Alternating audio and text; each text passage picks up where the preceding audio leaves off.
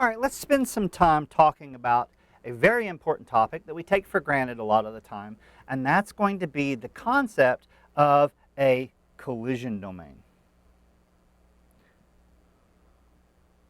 And in order to be able to do this, we need to look at some of the old school functionality. So first of all, remember when we talked about layer 1 of the OSI model, we talked about that there were devices that actually functioned at layer 1 of that model, and we said that of them we had repeaters,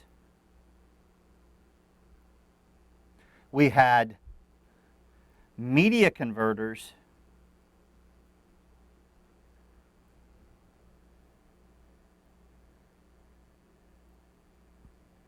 and we had probably the most well-known device, a hub or a concentrator, like I said, a bit splitter.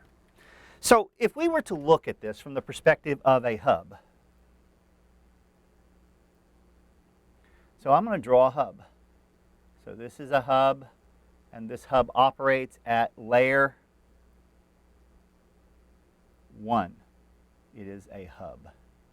And just like its cousin, the more evolved form, it has multiple interface capabilities. Where repeaters traditionally only had two interfaces on them, a hub is a multi-port repeater at the end of the day.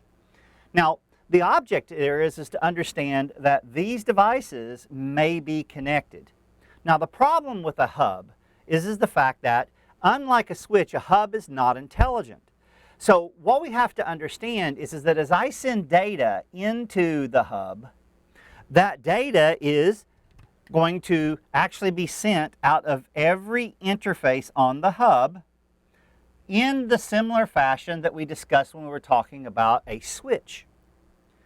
Now, the scenario to this, or the situation with this, is that we have a problem. And that is, in a network, not every device can talk at the same time.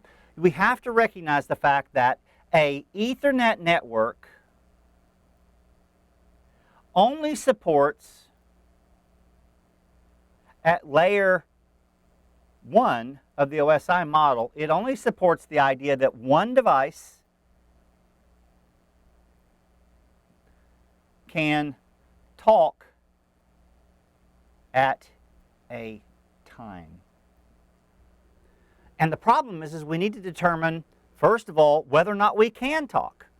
So we need to explore this notion of a collision domain specifically because what ends up happening is if every one of these devices, host A, host B, host C, host D, host E, and host F, are all on the same network segment at layer 1, what ends up happening is they're all part of the same collision domain, which means if A is talking and I'm sitting here at F, I cannot use this segment until such time that A is done talking.